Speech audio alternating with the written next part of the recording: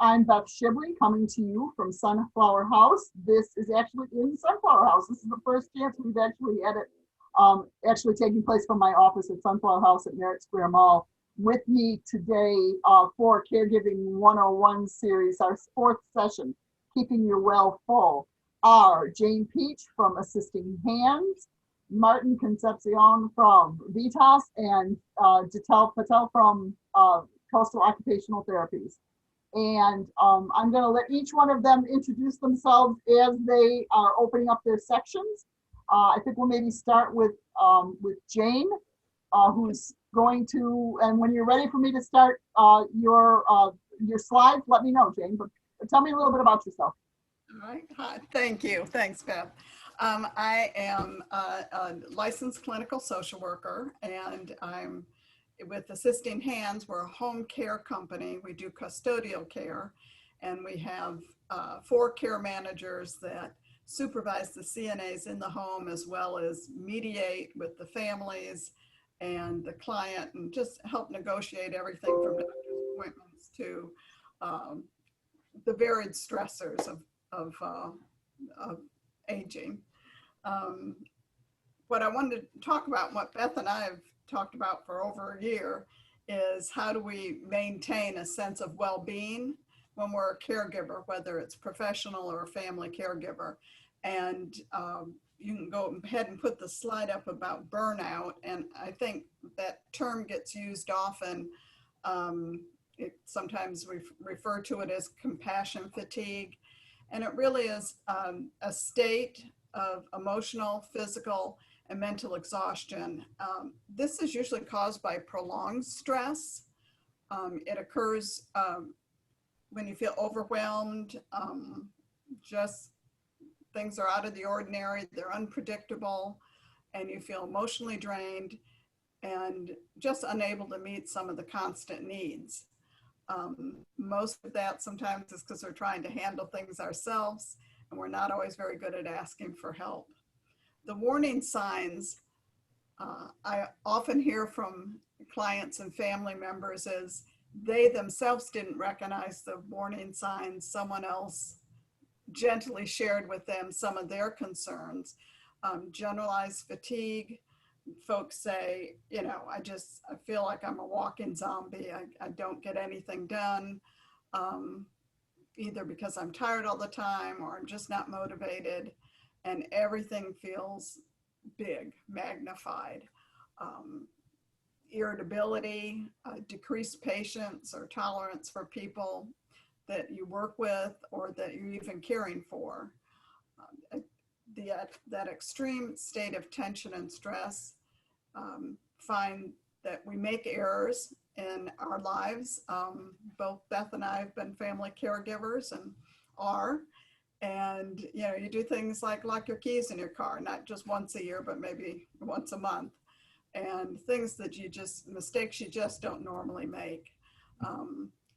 You become a little bit cynical and negative because you meet so many barriers when you're trying to care for folks. Disinterest in your usual activities, and that's what other friends and family tend to bring to the attention of the caregiver, is that, you know, you haven't returned my calls, we don't do some of the things we normally did together, and then turning down help from others. Folks will say, you know, how can I be helpful? What can I do? And maybe you really just don't know what they can do, but to maybe sit with folks and take the time to problem solve. And just, again, feeling detached and kind of alone in the world. The more positive thing is to really look at a care plan, just like you do for your loved one. We're very good at organizing and managing things for other folks, but that doesn't always play into our own self-care. So just be familiar with yourself. What do I need? What would be helpful? You know, ask yourself these questions so that when folks approach you, you may even write down and have a list of things that would be helpful. Change your self-talk. If you do lock your keys in your car, you're not stupid. You know, you're tired, you're multitasking. And so bring in that compassion and setting boundaries. Folks sometimes take on the caregiving role in addition to everything else they've always done. So just being mindful of setting some boundaries and limits when that new role comes into your life. And again, take time for yourself. That sounds kind of overused, but here are some of the things you can do.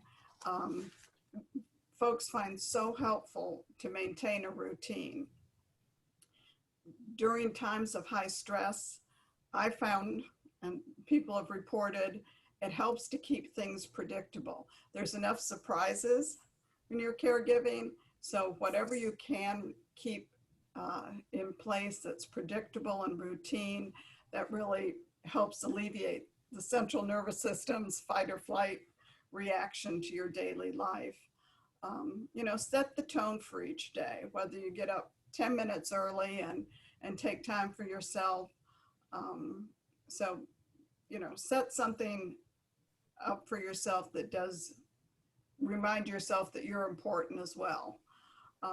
There's emotional and mental exercises. Some of these, it can be listening to music, it can be stretching. I have this rule of threes, 3 things I'm grateful for. 3 minutes of stretching, 3 minutes of, quiet time, 3 glasses of water in the morning. So, come up with something that works for you around self-care. There's so many videos and different ways to access meditative relaxation, things that, again, allay some of the symptoms that you're having. So it comes in many forms, and everyone mix it up, whatever it is. Ask for suggestions, and connect with positive people. Have that good laugh every day if you can, and maybe find a creative outlet that you can keep out somewhere, and a puzzle, something that you can do just to kind of distract yourself and again allay those symptoms of stress and ground you a little bit. So again, enjoy as much as you can. We won't always be caregiving, even though it feels like it at the time, but as much as possible, be present for yourself and for that person that's in your life. I know that's a quick synopsis. That's a whole class, but Thanks for bringing that in. I'm gonna stop sharing my screen right now. Thanks so much, Jane, for that piece.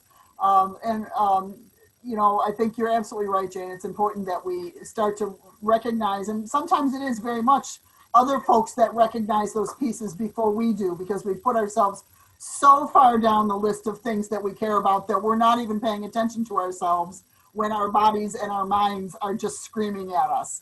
That it really takes somebody we love or care about, or even just somebody we just know from work to say, whoa, you are, there's something, you're a hot mess. Let's move on over to Martin Concepcion, who's going to speak to, well, Martin, introduce yourself a little bit. You're new to the group. Well, thank you for the invite. My name is Martin Concepcion, the Bereavement Services Manager and Senior Chaplain at Vitas Healthcare here in Brevard County. I am honored to have been invited to speak on this topic of caregiver support systems and networking. We all know that caring for a family or friend that is perhaps disabled or ill or has terminal diagnosis can be overwhelming. Having a support system is important because they help you deal with the hard things going on in your life and help celebrate the good times as well. They also help relieve some of the pressure and stresses that life can bring. So having a support system shows us how to improve our ability to cope with stressful situations, how to alleviate the effects of emotional distress. It promotes good mental health and enhances self-esteem and lower risks in our health, such as perhaps lowering blood pressure.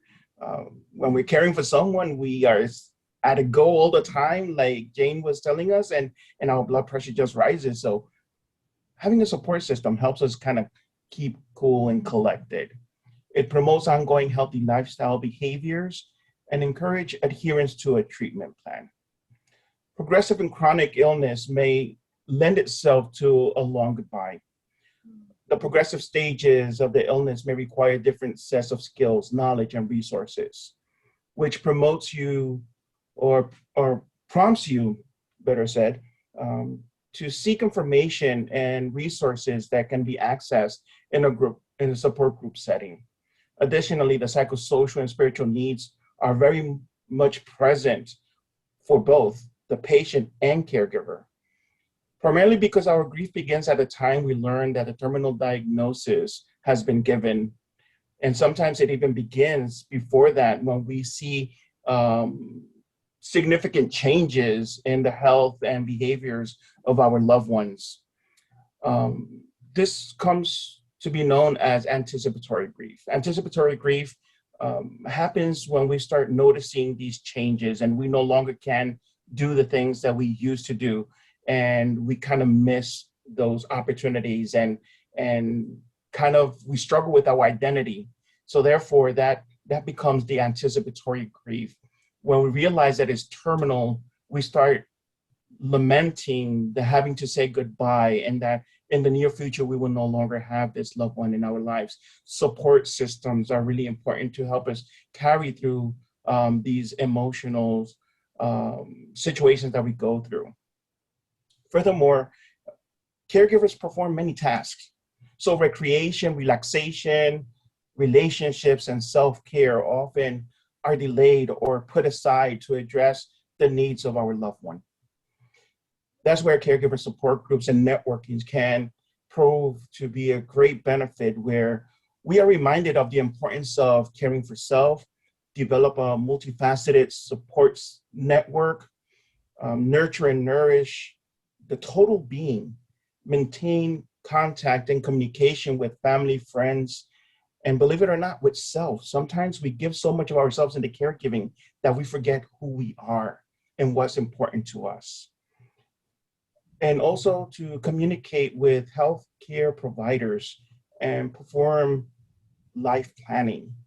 Caregiver support groups or our self-help groups, they consist of people with similar concerns who gather to provide mutual support, hope, and healing, as well as to receive education about specific issues while exchanging tips on resources available in the community.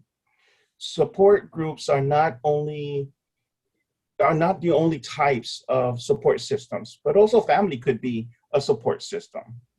And we need to be mindful of making space for everyone to come in and be a helping hand. We could schedule family members to undertake certain tasks. And we might justify why not. We might say, they might be busy. But guess what? So are you. We might say they deserve a break. Well, so do you. They have complicated schedules. So do you. Oh, they're tired. And once again, so are you. So let's invite them in and help them be part of your support system in the care of your loved one. Another category will be our friends. It's really important to keep in touch with friends. Prolonged absences may be a hindrance to the relationship and difficult to restore. Each day, set a goal of spending 5 minutes catching up with a friend. It could be over the phone, it could be over Zoom, it could be over any kind of media you like.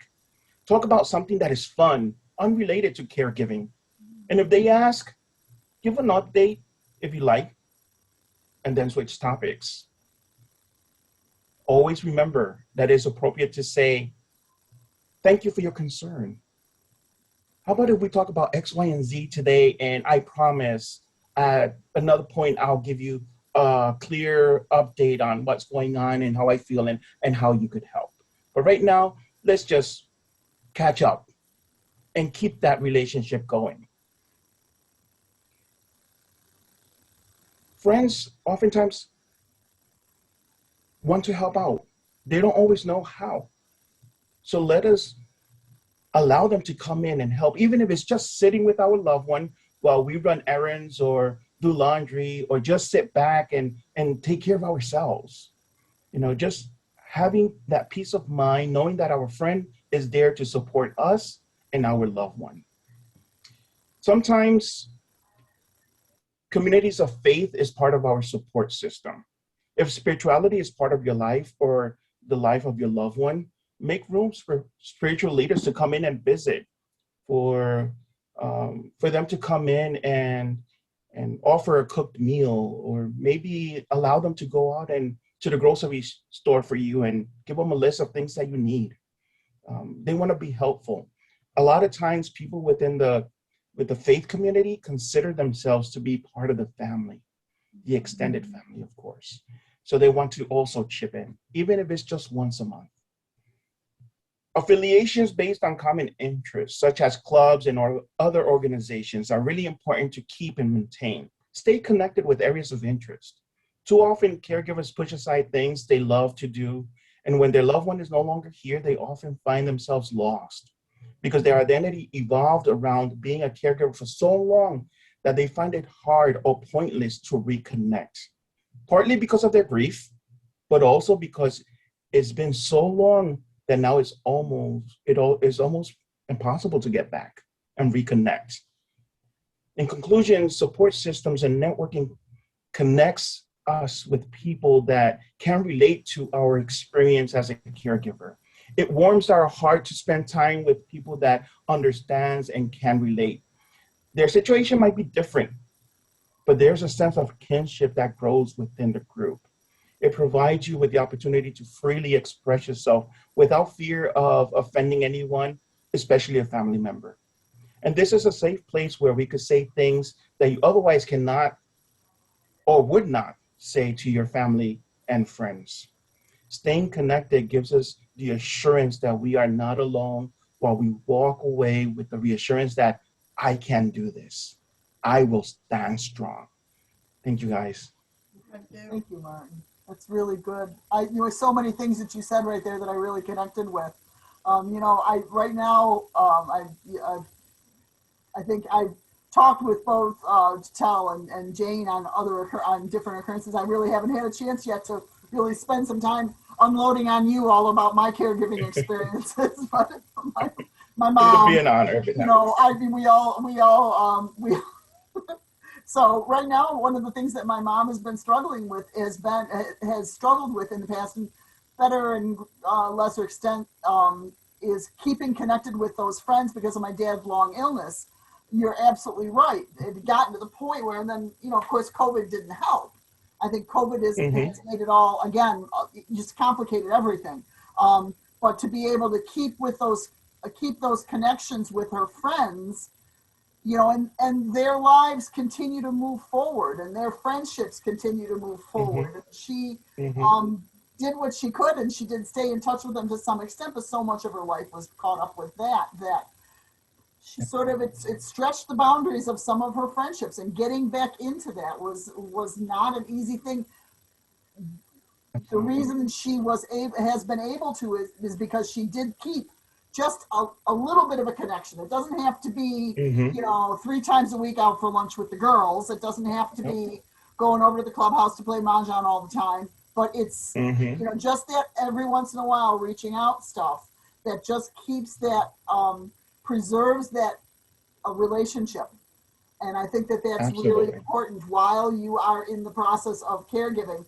Back to what Jane was also talking about, it hooks into that, taking care of yourself and making sure that you, to some extent, keep yourself, as whole as you can while you're doing all of this stuff. So I thank you very much, Martin. That was extraordinary.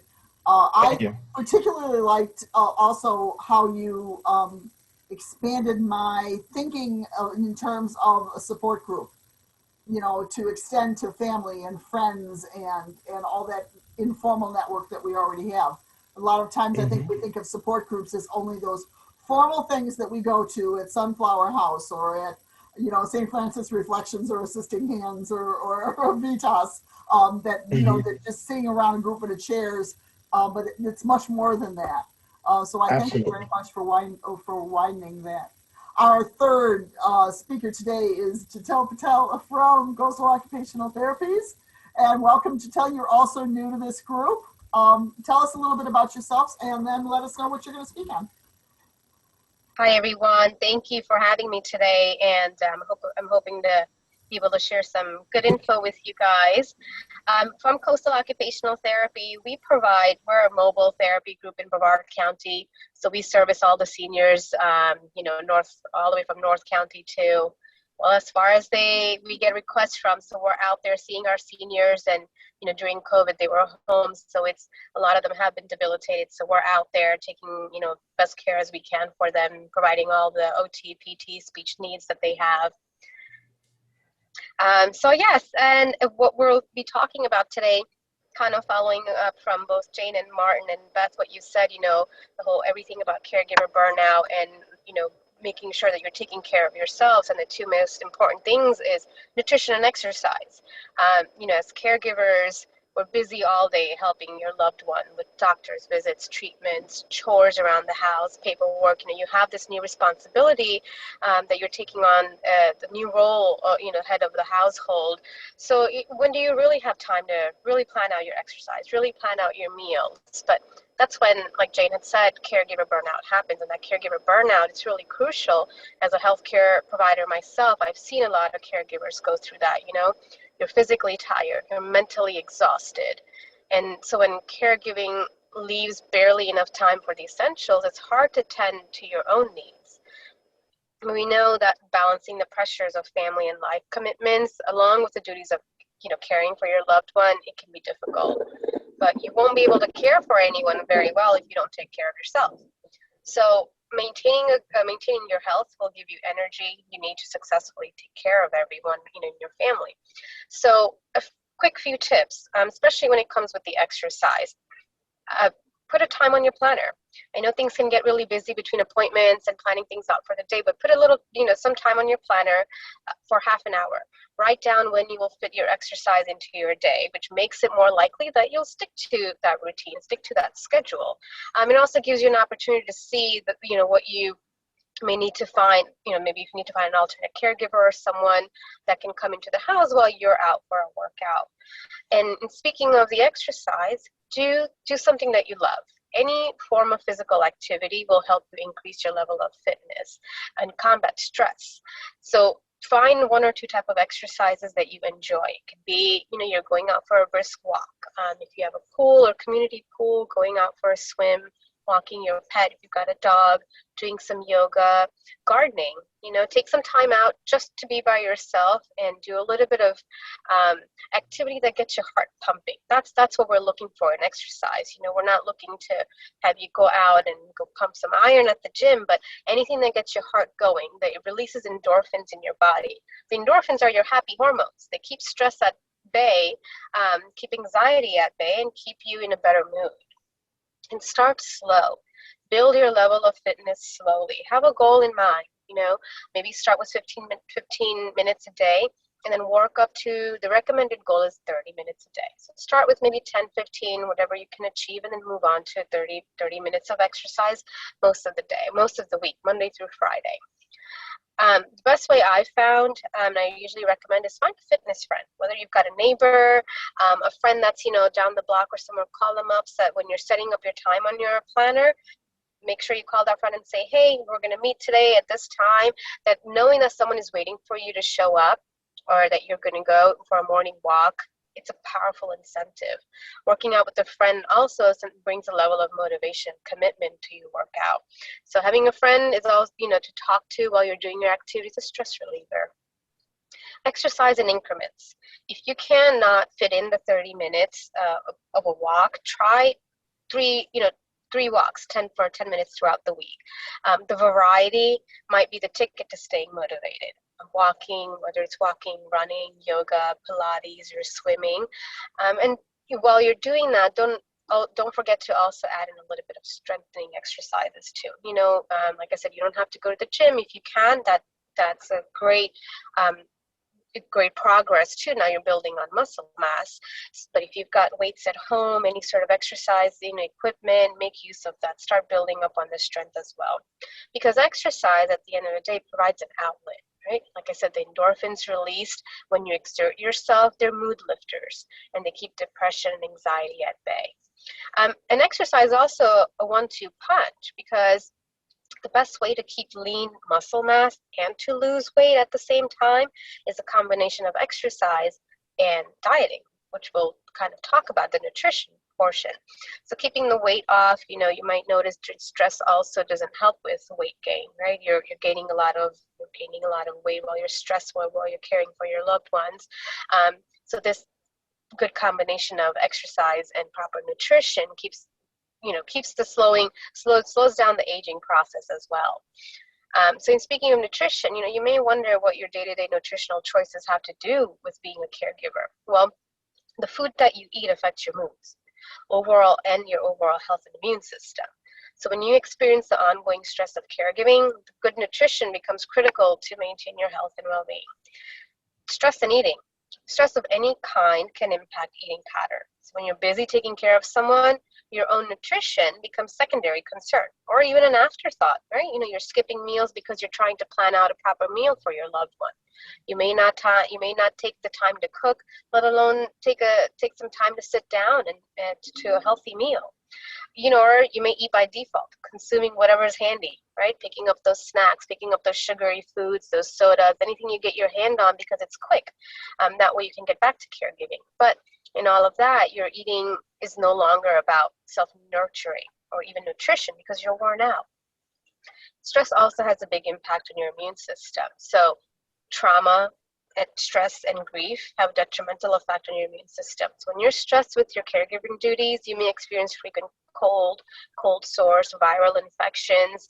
And, a lot of times caregivers say, well, I just got a little cold. I'm okay. You pop in some, Tylenol, Advil, whatever medications you're taking. But there's an underlying reason for this. These viruses are bothersome, but if you don't eat healthy enough to rebuild your immune system, the stress continues for weeks, months, through the years, and you make yourself more vulnerable to the illnesses, other chronic fatigue, cancers, or immune problems. In the long run, like we talked about earlier, if you cannot take care of yourself, you're not being able to provide for your caregiver. Quick tips on nutrition. So what do? What are some things that you can do, simple things around the house every day? Eat smaller meals per day. 5 to 6 meals throughout the day is best. Pick healthy meals. Include lots of protein, vegetables, healthy fats, in each meal and each snack that you have. Have some nuts handy, almonds, walnuts, protein shakes that are less in sugar, and cut down on the coffee, soda, and the alcohol, right? Water. Drink up to 8 to 10 glasses of water per day. And then you want to avoid all the processed and sugary foods that have a lot of carbs in there. So when you crave sugar, a slice of an apple with maybe peanut butter on there, has no added sugar or fat. That's a great healthy alternative. Eat sufficient animal protein throughout the day to support your neurotransmitter function, which helps in exercise. And by that it means chicken, turkey, which is lean, fish. All those are good options. Keep an ongoing list. Aside from keeping a good eating habit and picking the proper nutrition, how do you implement that into your daily lifestyle? You want to food prep. A lot of people are doing meal prep these days, right? So start off with an ongoing shopping list. Keep track of what's in the fridge. Once you have that, you have things organized, decreases stress. Maybe when you're out for your morning exercise, your morning walk with a friend, talk about groceries. What's in your fridge, what's not, what you need to buy. Have a mental list prepared and write it down. Use a slow cooker. I myself use a slow cooker. You prepare your meals the night before, you plug in the cooker, and guess what? You're out during the day and it's ready for you, right? Stock your pantry with some good foods, low sodium, low fat canned foods, beans, veggies, stocks, quick cooking whole grains. Quinoa is great. If you're avoiding rice, which has a lot of carbs, quinoa is good, farro is good, chicken, tuna, salmon, all those are great fats. The biggest thing out of all this is ask for and accept the help. You're not in this alone. There's a lot of support system that's available, as a caregiver, when you're doing all of this, it may feel like all the burden's on your shoulder, but there are people that are out there that can help you, your friends, your neighbors, community support groups. Caregiving stress and burnout puts your own health at risk, and it affects your ability to continue providing care for your loved ones. So when you manage your own health, that's just as important as the care that you're giving others. So remind yourself that caregivers need that care too.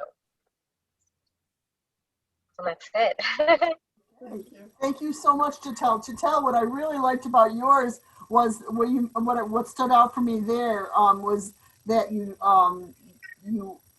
made an intersection there between the fitness and nutrition, and talked a little bit about talking when you're out on your exercises, making up your food list, sort of that multitasking and talking with your friends about what you're going to cook or what you're going to need to shop for.